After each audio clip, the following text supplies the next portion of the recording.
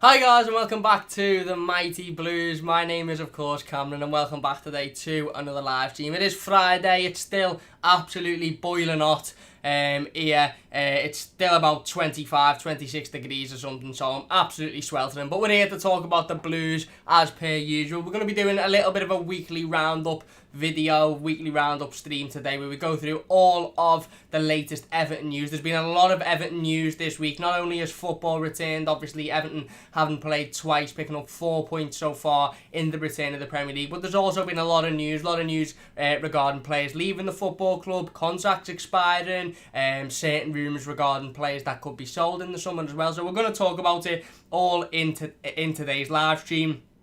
It's not a talking rubbish transfer show. We're not going to be marking the rumours. We're not going to be picking up a lot of, the odd transfer rumour here and there. We're just going to be talking about everything that's sort of come out from the club specifically, and one transfer rumour regarding Jordan Pickford. So we'll start on Jordan Pickford then. About half an hour ago, 45 minutes ago, the Daily Express or _sport on Twitter put out an article that said that Chelsea have made Jordan Pickford their number one candidate to replace Kepa.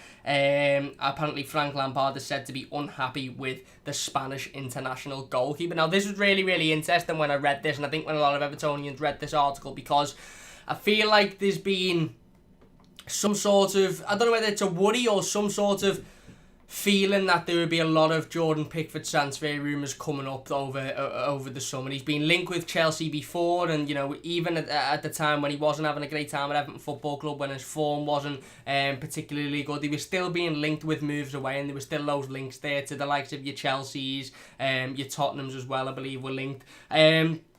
Jordan Pickford obviously has done well since the return of the Premier League. He hasn't had an awful lot to do in either of the two games that we've played, but he's kept 2 clean sheets, which is all you can ask from your goalkeeper. Like I said, he from what he needed to do, he done well. He tipped the ball onto the post in Wednesday's game against Norwich. He made a couple of decent saves in the Merseyside derby, tipping them over the bar, etc. So he's done okay. He's not had anything, overly difficult to deal with, but what he's had to deal with, he's dealt with it, and like I said, he's come back with 2 clean sheets. Overall this season, has he had a good season? It's hard to tell. There's been some games where you feel like, he's single-handedly, lost us the point, or he single-handedly, his errors have lost us that game. And then there's other games where you look and you think he's kept us in that there, his saves, or that last-ditch save there, or that decision has kept us in the game. I think with Jordan Pickford, it's a word that I use to describe a lot of Everton players and a lot of, performers over the last sort of 18 months, and that is consistency. I think Jordan Pickford needs a little bit more consistency if he's going to be a top level goalkeeper, which is where he needs to be. Now, his attitude has come into question multiple times since joining Everton Football Club as well, and then when this rumour was put out there about half an hour ago, like I said, there were certain Everton fans that were saying for the right price, sell him, let him go. If it's 50, 60, 70 million, let him go. Now, I don't think Chelsea will offer 50, 60, 70 million for Jordan Pickford, because I don't think they'll get 50, 60, 70 million for Kepa, if I'm being perfectly honest with you. And what we have to understand, if we sell Jordan Pickford, is that then adds another key position that we need to fill as a matter of, as a desperate matter in the summer. Now, I'm not sitting here saying Jordan Pickford's the finished article and he's going to be one of the best goalkeepers in the world and we don't need to even think about selling him because he's absolutely spot on. I know that Jordan Pickford needs to put in a lot of work if he's going to be at that high level that he wants to be at. I know Jordan Pickford has to get his head down and he has to work hard. There's a couple of things about this rumour that make me think it won't happen. One is that Carlo Ancelotti seems to quite like Jordan Pickford and seems to talk his praises a lot and talk about, how when he gets his head down and when he works hard, he's a very good young goalkeeper. Obviously, since the return of the Premier League, he hasn't done anything to warrant that situation changing. He hasn't done anything to make Carlo Ancelotti think, hang on, I might need to get rid of you in the summer. 2 clean sheets, decent performances as well. Again, like I said, consistency is a big thing with Jordan Pickford. Do I think Chelsea will spend 50, 60 million pound on him? No, I really don't. I think Chelsea would probably be looking at a bid between 35, 40 odd million, and some people might say 40 odd million's a good price, sell him and move on. But for me, I just don't think goalkeeper's a key position. I really, really don't. And ultimately a key position for us to improve on at this moment in time anyway. When you look at our current squad, it's very, very clear that we're lacking any sort of creativity in midfield. We're lacking any sort of energy in midfield. We're lacking, wingers that get involved in the goals and score consistently. Ideally you want your winger to be scoring 10 to 12 goals a season, and ours are scoring 2 or 3 a season, which clearly isn't good enough. We're needing a right back if Jibril Sidibe doesn't sign on a permanent, obviously, in order for Seamus Coleman to be able to have a bit of time off the team, because we know Seamus Coleman can't play consistently week in, week out, because, obviously his fitness levels and stuff. So I think goalkeeper's one of those positions that, listen, ideally if we were sitting here with a belter midfield and a belter 2 wingers, a right back for the next 5 or 10 years, 4 brilliant centre half, then you might look at Jordan Pickford's position and say, you know what, you should be worried. Now, listen, inevitably, we're going to have to bring a goalkeeper in this summer, because obviously Martin Stecklenberg is leaving the football club. We'll talk about Martin Stecklenberg in a second. Jonas Laser will return in the summer, but I dare say that we'll probably look for another goalkeeper to come in, and even if it's just for somebody to be a little bit more competitive, even if it's just a goalkeeper to come in and maybe fill a space, I dare say we'll probably be in the market for a goalkeeper, but it will probably be a goalkeeper coming towards the back end of his career, who's just coming to sort of fill a space. I am against selling Jordan Pickford this summer. I am, because I don't think we'll get anywhere near as much this summer as we might do next summer, or the summer after, or as we probably would have done last summer. And 2, I just think it then creates an even bigger issue for us. If we go out and we sell Jordan Pickford to Chelsea this summer, not only we're probably going to accept a bid that isn't quite what we should be getting for Jordan Pickford, but also we're going to have to then go out and buy a goalkeeper that's to start week in, week out. And I know Donnarumma of AC Milan's name's been thrown about the hat over the last couple of months. There's been some rumours here and there, but not only would we have to convince Donnarumma to come and play for Everton Football Club, but we'd also have to convince AC Milan to sell him, and we'd also have to put a lot of money on the plate for him. And like I said, if Chelsea come in with 70-80 million pounds for Jordan Pickford, then you probably sit back and go, you know what, okay, maybe we'll entertain this a little bit, but I honestly don't think they're going to bid more than 30-35 million pounds for him, and I just hope that Everton stay strong with that, because at the end of the day, listen, he's still young. He is still young. He's got a lot of potential. 26 years old, I believe he is, for a goalkeeper, is still very, very young. He's England's number 1. He has been for a few years now. He's played in a World Cup, and okay, his attitude's been come into question a couple of times, and okay, his off-the-field antics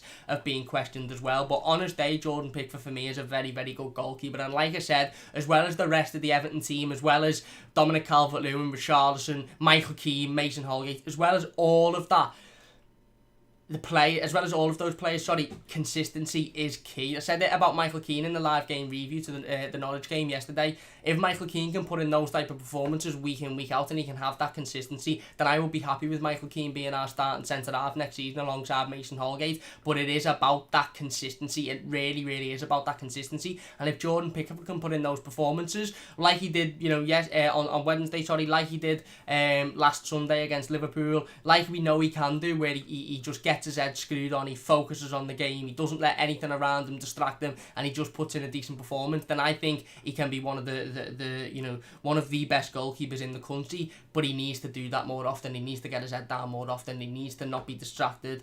And I think working with Carlo Ancelotti is really, really helping him do that. We've seen it in the Newcastle game away from home when Carlo Ancelotti first joined, when we beat Newcastle. Okay, the home fixture wasn't great, but again, I still don't really put that down to Jordan Pickford. At the end of the day, I put it down to the whole team just falling to bits in that moment. The game against Newcastle away from home, he had a lot of fans on his back. He had a lot of fans sort of grilling him, and he kept his head, he kept his calm, he kept his composure, and he had a good game. And I think that's something that Carlo Ancelotti is starting to sort of drill into him and talk about the importance of doing that. And like I said, there's been transfer rumours, there's been speculation about whether Jordan Pickford will or won't stay at Everton Football Club. And I think a little bit of that speculation is fueled by the fact that the fans aren't 110% on Jordan Pickford yet. For example, when it was announced that when it was rumoured from the Daily Express that Chelsea may be interested, there was Everton fans saying I'd sell him, move him on, get rid of him, bring somebody else in, and I think that's what fuels a lot of transfer rumours, is when there's a clear divide in the fan base as to whether fans absolutely 100% are invested in that player and want that player to stay. When there's even a slight divide in that, there's a lot of transfer rumours, because these companies and these journalists know that certain fans would want to see Jordan Pickford leave the football club. And like I said, for me, I just don't think this would be the right circumstance. Certainly not in the current situation that we're in now with the world currently, and obviously financial fair play, and the fact that we're already going to struggle to massively improve our squad this summer because of what's going on in the world, and we desperately need a centre midfielder, if not two. We desperately need a winger, we desperately need a centre half. So adding a goalkeeper to that list, for me, would just be adding too much pressure. And ultimately, if we don't then go out and sign a goalkeeper, we're bollocksed. We're absolutely bollocks, because Jordan Pickford is our number one goalkeeper, so if we were to sell him, we'd have to go out and purchase a goalkeeper. And I don't want Everton summer to look like Jordan Pickford leaves, we go out and purchase another goalkeeper. Even if it is Donnarumma, I don't want that to happen if we then can't buy a central midfielder because we didn't have enough time, or we didn't have enough funds, or can't buy a centre half. For me, I'm more than happy with Jordan Pickford at Everton Football Club at the moment. I don't know if anybody agrees. If you're watching live, let me know in the live comments. But I'm more than happy with him at the moment, and I think there's other positions on the pitch that need filling more urgently than goalkeeper.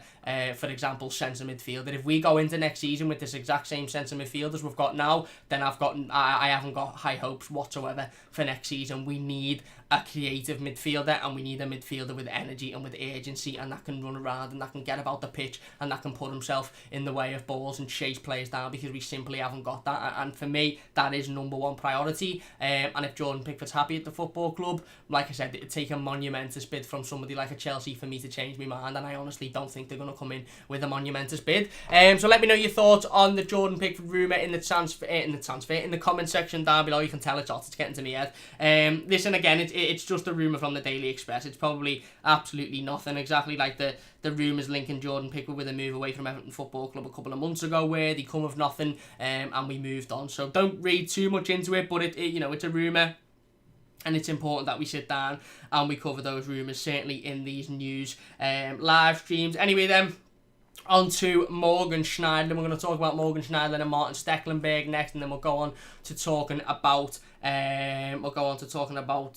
Leighton Baines as well, and we'll get into the live comments at some point. If you're enjoying the stream so far, by the way, please do hit that like button. It means a massive amount to me. If you're new to the channel, don't forget to subscribe as well. Sailing towards that 1,900 subscriber mark now, so if you could support the channel in any way possible, it would mean an absolute massive amount to me. Share the video on social media. Let's get as many people in here as possible. So anyway, Everton confirmed on Tuesday, it was, in Carlo Ancelotti's pre-game press conference to the Norwich game, that Morgan Schneiderlin had officially left the football club. Nothing that surprised us. We all knew it was going to happen. We all knew it was only a matter of time.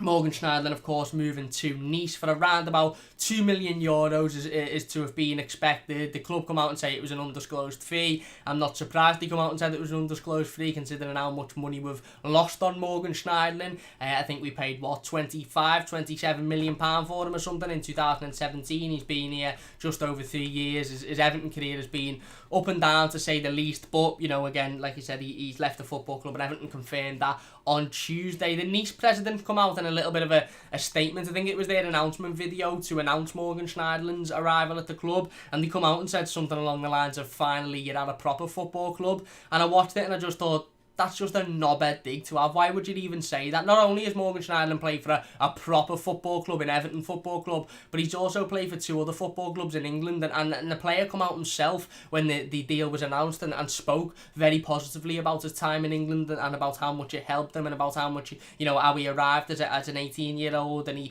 he formed a career through, in English football, and he met his wife, and he had a baby and everything. So why didn't his president feel the need to come out and throw a slight dig like that out was just absolutely beyond me. I can only think he had a bet on us or something on Sunday, and we let him down, and he thought, you know what, I'm going to throw a dig there, but it didn't make any sense. But anyway, Morgan Schneiderlin leaving the football club after over 3 years. Just to summarise his Everton career, listen, a lot of Blues were happy to see him go, and ultimately I think it was the right decision. It was the right decision for the club, it was the right decision for the player, it was probably the right decision for Nice as well. I am disappointed.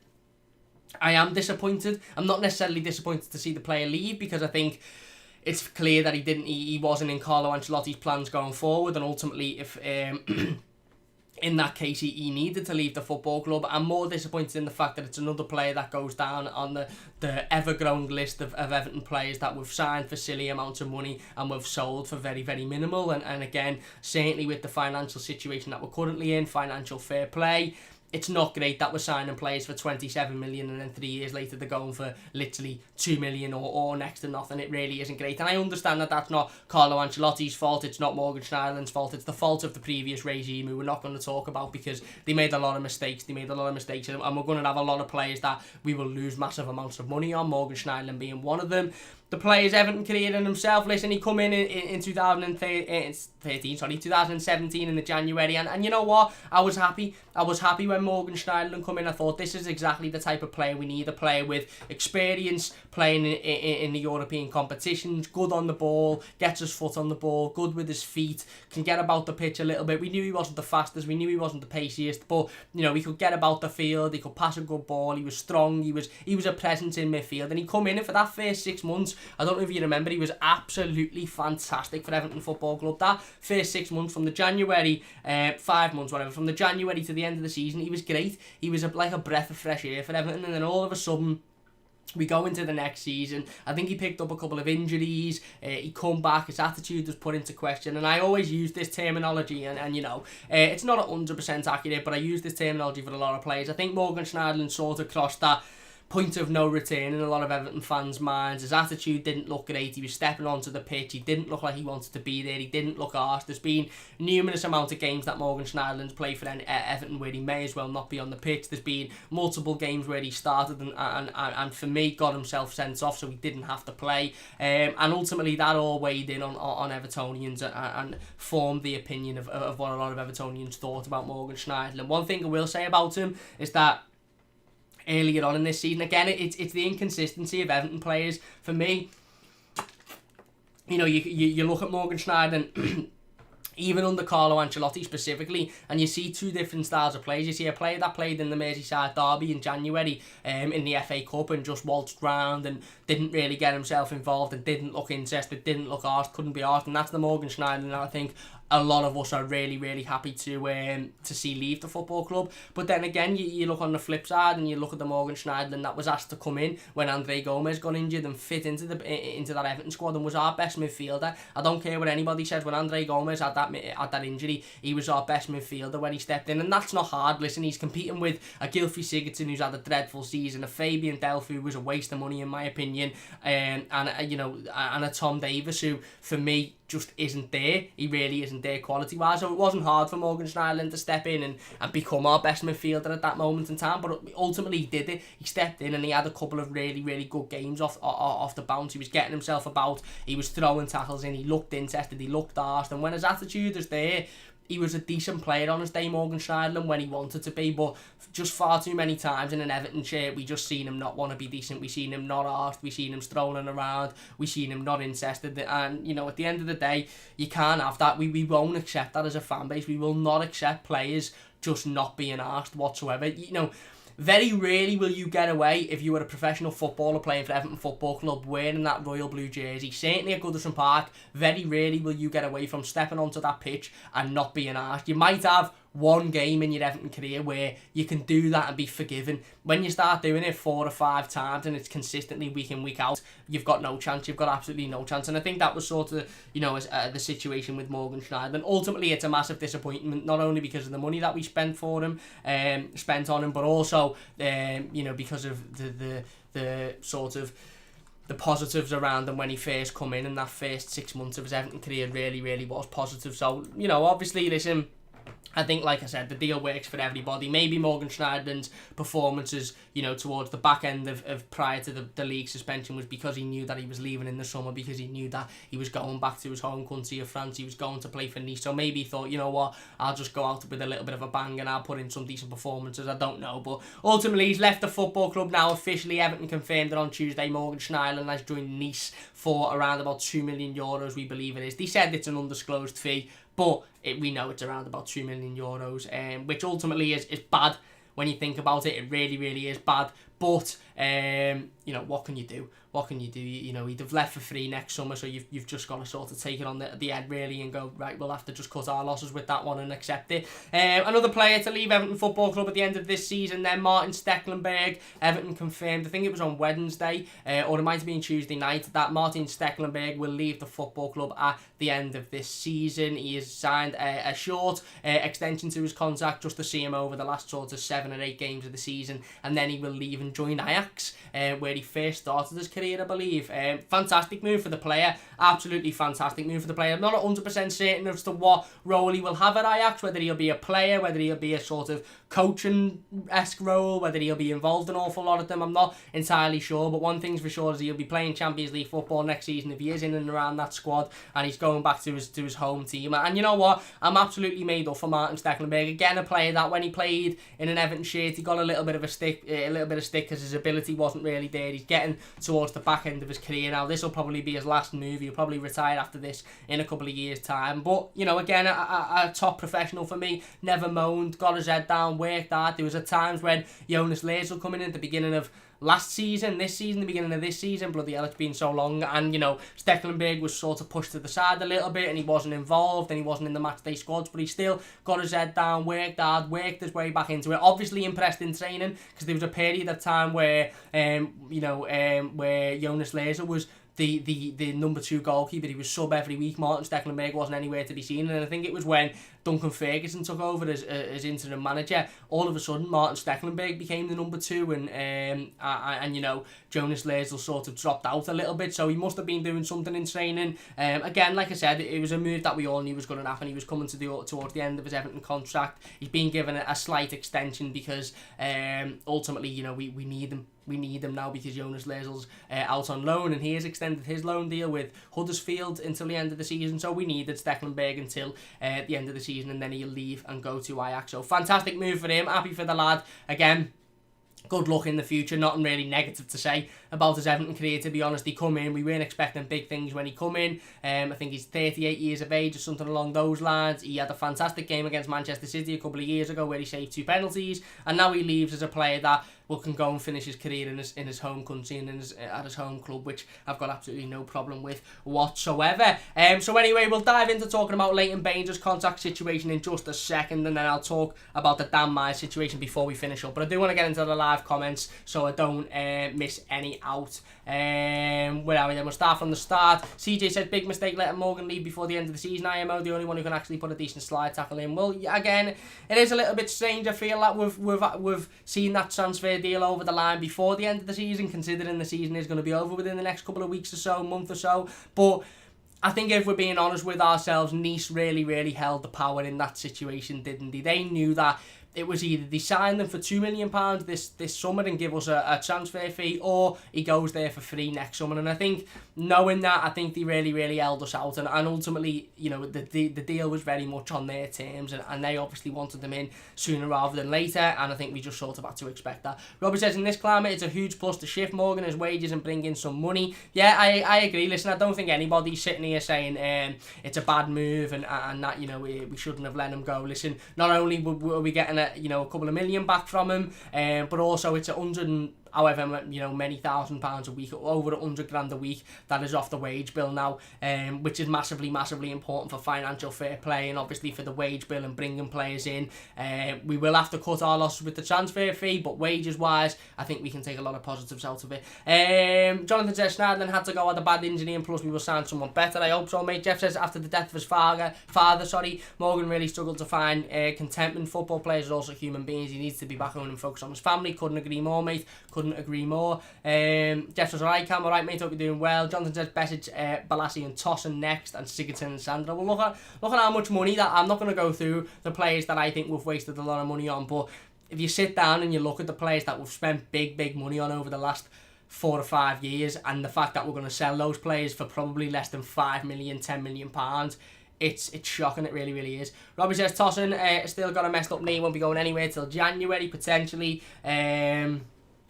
John says, and then Jeff John said, Robbie, he still could. Palace said they're monitoring his injury progress. I don't think Palace will sign them, if I'm being honest. Jeff says, if we can get 40-50 million for Pickford, then buy Donnarumma for the reported 23, I'd be well happy. Yeah, again, if that was the situation, then I think a lot of Evertonians would be happy with that, but I just don't think that's going to be the situation. I just think they want an awful lot more for Donnarumma.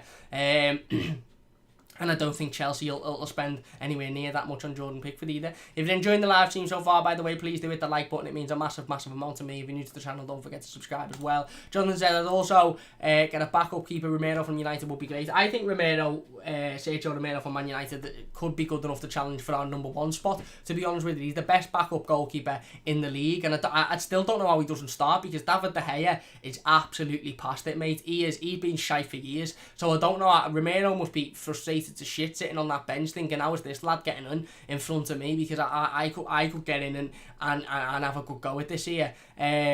And maybe that's something that Man United will look at next season. I don't know. Lavit says, well, Pickford is England's number 1, but so is Richard Wright. Perhaps he will be better and more consistent with a settled defence. Just trying to put different arguments forward. You're spot on. And again, you know, your point has been proven by the fact that over the last couple of games, we've had a settled defence. We've had the same 4 players play in the defence, and he's looked settled, Jordan Pickford. He's kept 2 clean sheets. He hasn't made any mistakes. He's kept it simple.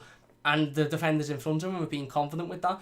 Sonny says Pickford does make some mistakes, but he bounces back and makes crucial saves to either win or get a point. Sign of a good goalkeeper is how you recover from your mistakes. Spot on. Eugene says John Stones return. Don't want him back, mate. Joey says it's not right. It's not the right time to just sell your best keeper. Need to get the outfield sorted first and the team settled down, especially during this all this madness going on. You're spot on, Joey. You're spot on. Listen, again, I don't want to see an Everton player that plays in that starting 11 week in, week out leave this football club until we've signed a central midfielder. And that includes your Sigurdssons, that includes your Walcott, that includes your Delphs, whoever else. I don't want to see another first team sold until we've signed a central midfielder, because that is the priority this summer. We need at least 1, preferably 2 central midfield players.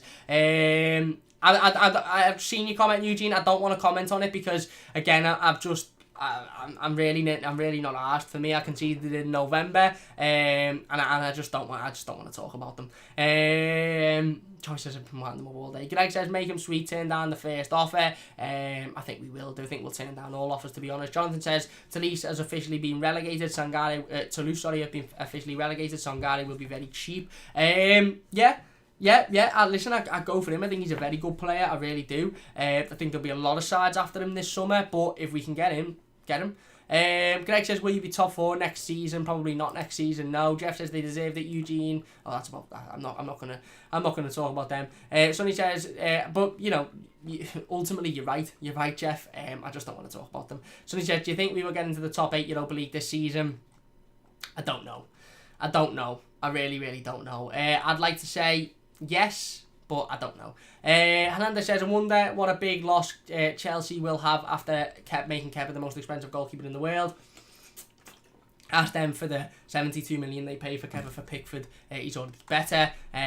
Yeah, exactly, and they won't pay that, so ultimately there's no transfer. Chris says, I come out you well, I'm not too bad, mate, hope you well. Jeff says, we don't desperately need a centre-half. Holgate and Keane are doing sound, and we have Mina plus Lewis and Braithwaite right block their route to the first team. Yeah, I don't think centre-half is as important as centre midfield, don't get me wrong.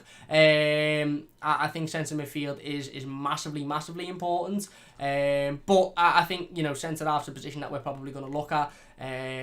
Right wing, I think, is a position that desperately needs addressing as well. Right back, ultimately, if we don't sign Sidibe. So, you know, you're right. It's not the highest of the priority list, but it's still ahead of goalkeeper for me. Anyway, moving on then, we're going to talk about Leighton Baines a little bit. Everton announced on Wednesday after the game that Leighton Baines has agreed a contract extension until the end of this season, in the same way that Martin Stecklenberg has agreed one, in the same way that you know, various other players from various other clubs have agreed them, but he still is yet to make a decision on the 1-year contract extension that Everton had offered him. Now, when I read this, it was also put with a Carlo Ancelotti statement or interview in which he spoke about Leighton Baines, and he said, we love him, we want him to stay, we desperately want him to sign, and I think Carlo Ancelotti echoes the thoughts of every single Evertonian there. I would be absolutely gutted to see Leighton Baines go. I really, really would. Especially at a time when we've brought in a manager who is a serial winner. A manager who, I think... Oh, sorry about that. Just knocked me desk there so you'll see the camera shake. A manager who, I've never been this confident that Everton will be successful in my entire 21 years of being an Evertonian. It will be absolutely devastating for Leighton Baines to leave the football club now and then Everton go on and be successful and win trophies within the next couple of years and him not be a part of that, because let's be honest, he's an Everton legend. He's an absolute Everton legend. He always has been, he always will be. Sorry, little bit of a sore throat there, I'm welling up a little bit. No, but he's an Everton legend. Listen, he was the best left back in the world during that 2013-14 season. I don't care what anybody says. And ultimately, again, you do have to wonder why it's taken him so long to make that decision. What is affecting that decision, whether he's considering retirement, whether he's considering moving on and going playing for another football club, maybe in the lower leagues or maybe abroad and finishing his career over there where he'll be able to play a lot more first team football. One thing I think, taking away the nostalgia situation and the what's the word I'm looking for? The sentimental sort of situation around Leighton Baines, which is massive because, like I said, he's an Everton legend. He's an absolute fantastic footballer. He always has been. He was brilliant in his day. Taking away all of that from the situation and just looking at purely at a footballing basis, Leighton Baines for me is still more than good enough to feature in this Everton squad going forward. Leighton Baines for me is still more than good enough to come in and at various points in the season come in and start games of football for Everton, start at left back. I also think there's a potential for him to change positions a little bit and maybe move into the central of midfield, maybe adopt a CDM role, for example, a little bit like we've seen Philipp Lahm do at the end of his career at Bayern Munich. I don't think for a second that Leighton Baines' footballer career is done. I think if Leighton Baines come out and retired tomorrow, okay, it'd be his decision, and I respect that massively, and I'd thank him for everything he's done for the football club, but I'd be sitting here thinking, I think you could offer a little bit more. And that's all right, me sitting here thinking that, Leighton Baines might be struggling with injuries, he might be struggling with fitness, he might be having, personal physical issues. That means he doesn't believe he can go out and play football consistently at the highest level anymore, and he doesn't want to play at a lower level because he loves the football club. But just from a fan's point of view, every time I've watched Leighton Baines, even over the last 12, 18 months or so, I look at him and I think, you can offer us something still. There was a times before the suspension of the Premier League where Leighton Baines started at left back and he played better than Luca Dean had done for quite some time at left back. He has still got the talent, he's still got the quality, and listen, you don't lose that talent. Leighton Baines will probably be 50, 60 and still have that talent, but obviously he won't have the physicality, he won't have the fitness, he won't have the strength. So maybe that's all part of it. Maybe he's thinking about retiring or maybe going and living out his life somewhere else in a different country, having a nice quiet easy life. He's not a player that likes to be in the limelight. He's not a player that he wants everybody to look at him left, right and centre. So it wouldn't surprise me if he wanted to go and live out his life somewhere in a quiet place and just get his head down and sort of get on with things. That wouldn't surprise me whatsoever, and I would completely respect that. Because like I said, for me, he's an absolute Everton legend through and through. No doubt about it. One of the best left backs in Premier League history, the best left back I've ever seen for Everton Football Club.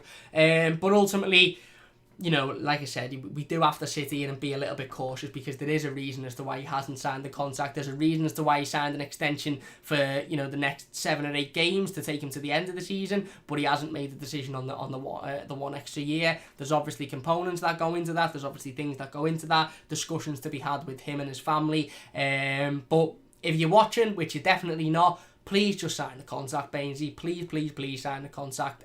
You're an absolute legend. Not only are you a legend, but you've got a lot more to give to this football club going forward. And I will be, like I said, I'll be absolutely gutted if Everton come into some form of success next season and Leighton Baines decided to leave the football club this summer. Because if any man deserves to lift a trophy with Everton Football Club, well, there's two. It's him and Seamus Coleman. And I honestly, if either of those two players leave the football club without lifting a trophy, I feel the exact same way as I felt last summer when Phil Jagielka left the football club without lifting a trophy, and that is just bitterly disappointed and quite frankly upset because they deserve it more than anybody associated with this football club. So yeah, we'll keep you up to date, of course, with the Leighton Baines situation as and when it happens. We'll be breaking the news if he does sign the new contract. If he decides not to sign it, we'll be breaking the news live on the channel as soon as that happens. So don't forget to subscribe, like I said, if you haven't already. Follow us on Twitter and Instagram as well, because because we put out all of the news as and when it happens over there as well. 18 likes, big thanks to everybody for watching. If you're enjoying, please do hit the like button, get your thoughts in the live comments. Really do appreciate all of your support. We'll get back into the live comments in a second. Then just briefly before we get into the live comments, let me just find out where I was up to so I don't lose them. Everton have also announced that a couple of other players will be leaving the football club at the end of the current season. Nias being one of them, Cuco Martina and Luke Garbutt will both not have their contracts renewed and will leave the football club within the next couple of weeks and months when the Premier League ends. Not much to say on Garbutt and Martina, to be honest with you. Cuco Martina again come in 12 months ago. Hasn't done much, has done alright in certain games, but realistically he's not a good enough footballer to be anywhere near this club. He'll leave at the end of his contract. Luke Garbutt, again, there was a period of time, certainly in that 2014-15 season, when he was in and around that Roberto Martinez squad, playing in the European games, playing against the likes of Wolfsburg away, a very good Wolfsburg team. There was a part of me that felt he could have a big future at the football club, and he could be the next sort of Leighton Baines-esque, if you like, but it become quite evident quite clearly when we signed Luca Dean that Luke Garbutt's Everton career was pretty much over and done with, and it's taken 2 years for that to have been confirmed, but he will leave the football club at the end of this season as well. As for Nias, what an up and down career that man's had at the football club. Come in for 14 million, again another player who we're going to lose 14 million pound on, which is ridiculous, but come in.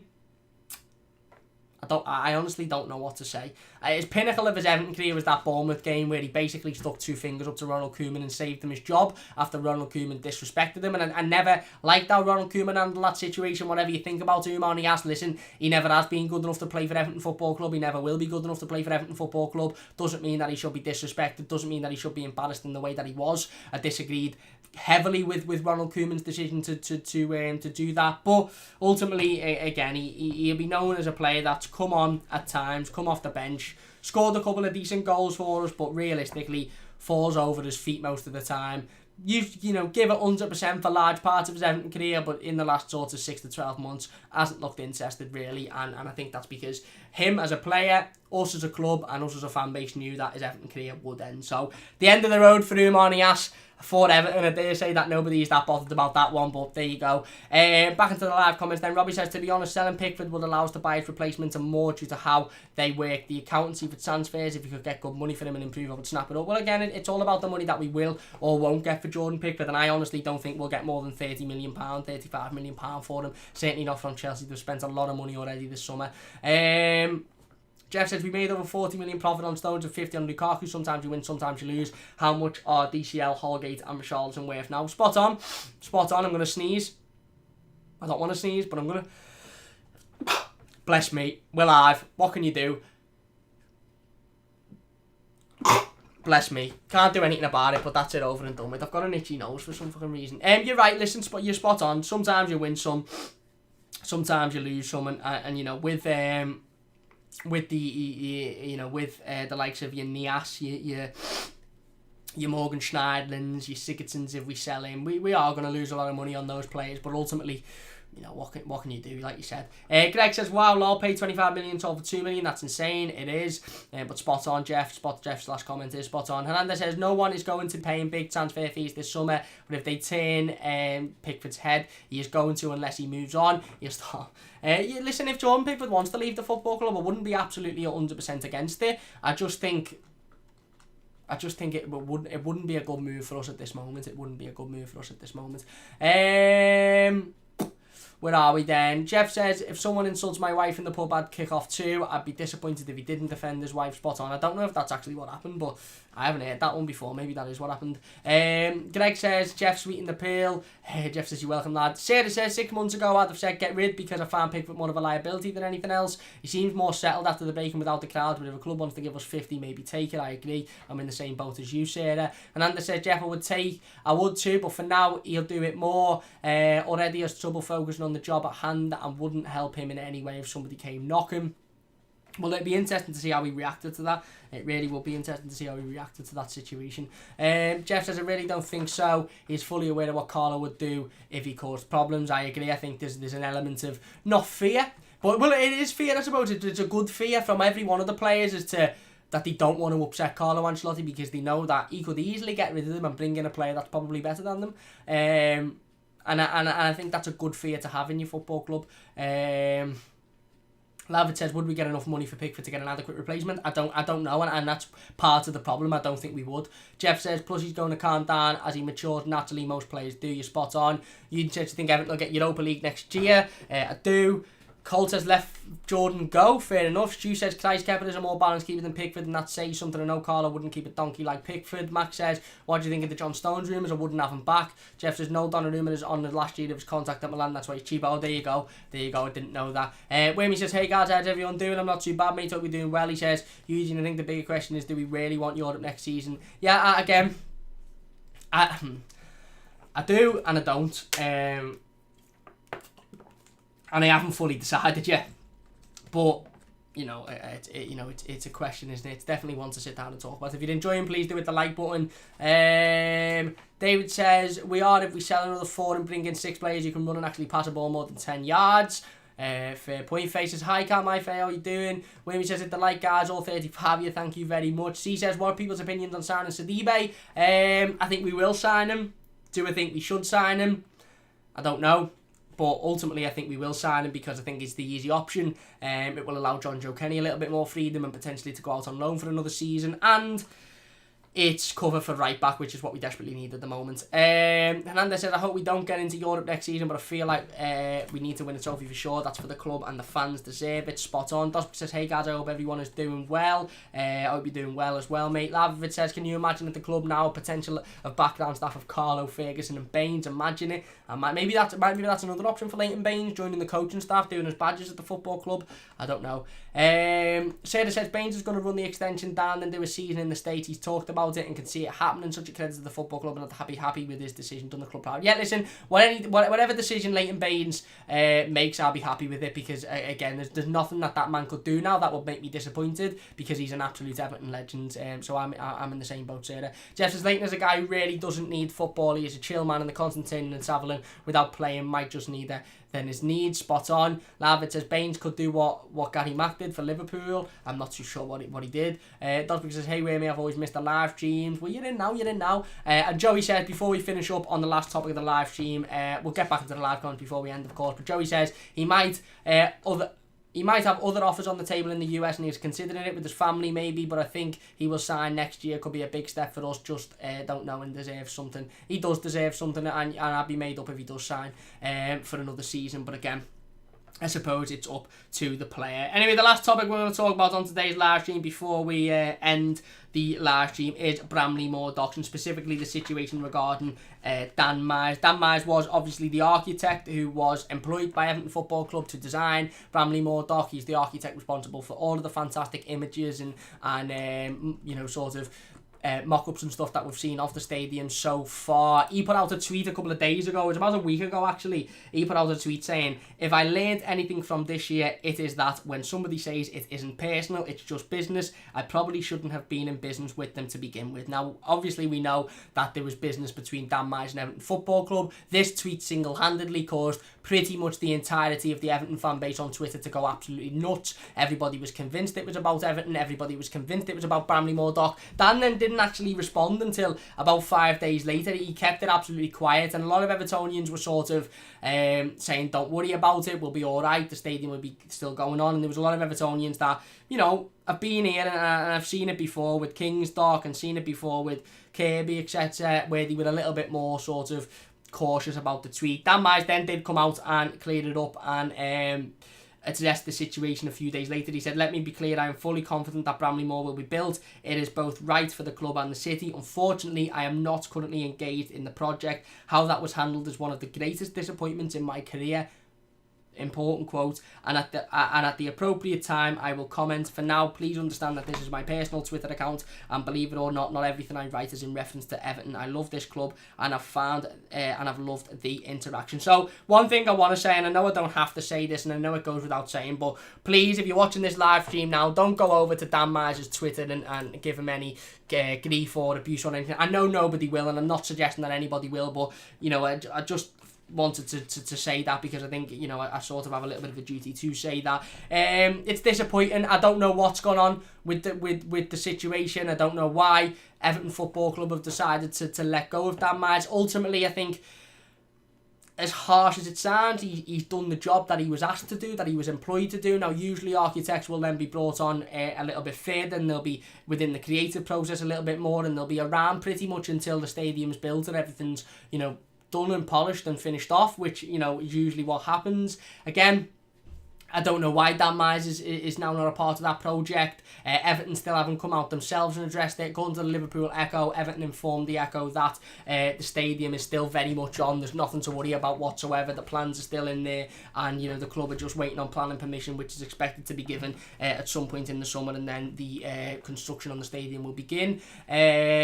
But again, it's worrying because I don't understand why Everton would have dealt with the situation in a manner that would leave Dan Myers feeling disrespected and feeling disappointed. Maybe they've told him that he'll be a part of the process going forward, and then with what's going on currently in the world, they've sort of said we can't keep that promise, so we're going to have to let you go. Again, that's just me completely speculating. I don't know. I'm just going to wait and see what the club say. As far as I'm concerned, I feel bad for Dan Myers, I do, and on behalf of me, and you know, I assume a lot of Evertonians feel this way. You know, we're sorry with how it's being dealt with, and we hope that we can work together in the future in terms of Everton and Dan Myers, and we hope that the club can, and him can come to some form of you know, a compromise and work together within the next few months and years or so when the stadium is getting built and stuff. But I don't really want to comment too much on it because ultimately we don't know the full context of the situation. All we know is that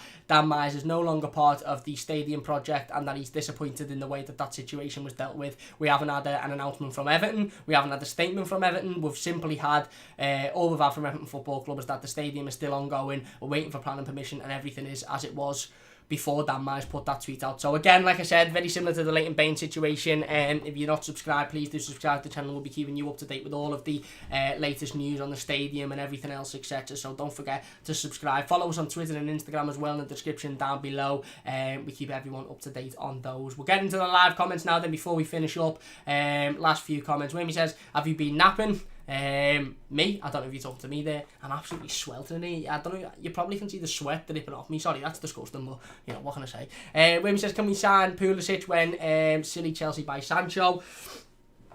I doubt it. He's only just signed for them not long ago, hasn't he? And they'd won so much money for him.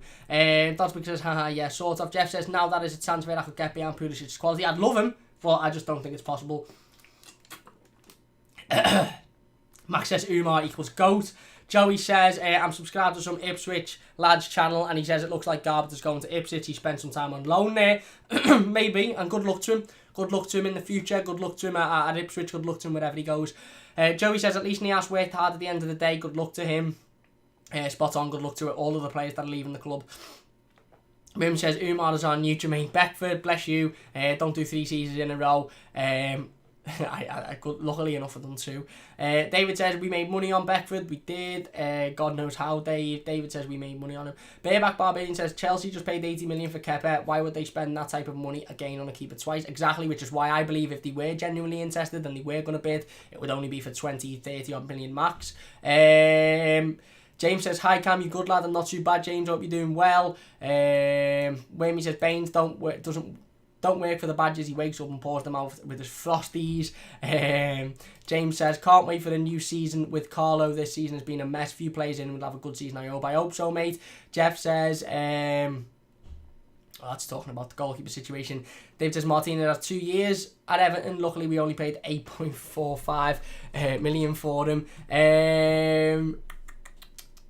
Where are we then? Whammy says, dropped a Twitter grenade and stood back and watched the chaos in Shaw's stupid keyboard. Eden said, what do you think Everton's starting lineup will be against Leicester? I don't know, to be honest with you yet. I dare say very similar to the starting lineup in the last 2 games. We'll be doing the Leicester preview on Monday, so don't forget to join us for that one. Jeff says, over the years, Everton fans have been very timid and consistently worried. We need to understand that under Carlo, we can be much calmer. He knows what he's doing. Spot on. Mick says every player has a price, Cam. They do. You're spot on. They do. Sarah says fan of his, but he's not handled this too well. I think he fell in love with the club, but I think he has happened to before on a past project. Everton need to keep focused on Bramley-Moore. We do. Blue Boys Network. Hi lads, how you doing? Says love the haircut. Thanks. It doesn't look too bad, does it? It doesn't look too bad. Jeff says because we got Pickford on a free. Beckford on a free, and Robbie says not a fan of Myers, I'm a fan of his designs. Minority I know, but I heard this is the common where the high level architect leaves and a more hands-on comes in the construction jobs. And I have seen a couple of tweets that have stated that this isn't unusual, that this happens a lot. And again, I think maybe the club have just sort of not addressed it up front with Dan Myers and maybe done it in a roundabout, I don't know, poor way, I don't know. But again, like I said, I don't really want to comment too much on it until we've heard more information. Anyway, that's going to do it for today's live stream. If you have enjoyed, please do hit that like button. It does only take a second. If you're new to the channel, don't forget to subscribe. Really, really do appreciate all of your support. Loads of people getting involved today. Loads of likes as well. So big thanks to everybody. If you're watching in the live comments, massive thank you to everybody for getting involved. If you're watching as a YouTube video, leave your thoughts in the comment section down below, and I'll get involved with as many of them as possible. Big thanks for watching. Like I said, don't forget to follow us on Twitter and Instagram if you're new to the channel. We'll be live on Monday 5:15 PM for the game preview to our Premier League fixture against Leicester City on Wednesday night. We'll be giving my predicted starting 11 and we'll be talking about how Everton need to approach this game in order to get the 3 points. Everybody, enjoy your weekend. If you're living in Liverpool, it's forecast to be rainy, but it was forecast to be rainy today and it's absolutely sweltering, so if it's hot, enjoy your weekend, stay safe, follow the social distancing and all that jazz. And yeah, I'll see you on Monday at 5:15. Big thanks for watching. William says take care, everybody. Thanks very much. Eugene says see you about the toffees.